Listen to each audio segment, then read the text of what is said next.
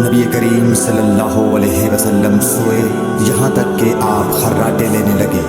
پھر آپ نے نماز پڑھی، اور کبھی راوی نے یوں کہا کہ آپ صلی اللہ علیہ وسلم لیٹ گئے، پھر خراٹے لینے لگے۔ پھر آپ صلی اللہ علیہ وسلم کھڑے ہوئے، اس کے بعد نماز پڑھی۔ پھر سفیان نے ہم سے دوسری مرتبہ، ابن عباس رضی اللہ تعالی عنہ کہتے تھے کہ ایک مرتبہ میں نے اپنی خالہ ام المومنین حضرت میمونہ کے گھر رات گزاری تو میں نے دیکھا کہ رسول اللہ صلی اللہ علیہ وسلم رات کو اٹھے۔ جب تھوڑی رات باقی رہ گئی تو آپ صلی اللہ علیہ وسلم نے اٹھ کر ایک لٹکے ہوئے مشکیزے سے ہلکا سا وضو کیا۔ عمرو اس کا ہلکا پن اور معمولی ہونا بیان کرتے تھے، اور آپ کھڑے ہو کر نماز پڑھنے لگے تو میں نے بھی اسی طرح وضو کیا جس طرح آپ صلی اللہ علیہ وسلم نے کیا تھا۔ پھر آ کر آپ کے بائیں طرف کھڑا ہو گیا، اور کبھی سفیان نے ان یسارہ کے بجائے ان شمالہ کا لفظ کہا، مطلب دونوں کا ایک ہی ہے۔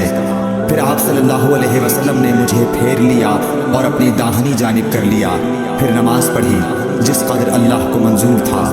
پھر آپ لیٹ گئے اور سو گئے حتیٰ کہ خراٹوں کی آواز آنے لگی۔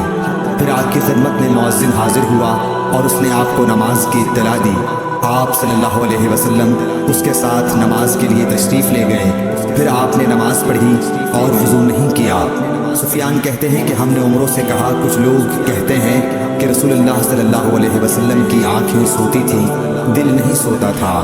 عمروں نے کہا، میں نے عبید بن عمیر سے سنا، وہ کہتے تھے کہ انبیاء علیہ السلام کے خواب بھی وہی ہوتے ہیں۔ پھر قرآن کی یہ آیت پڑھی، میں خواب میں دیکھتا ہوں کہ میں تجھے ذبح کر رہا ہوں۔ صحیح بخاری حدیث نمبر 138۔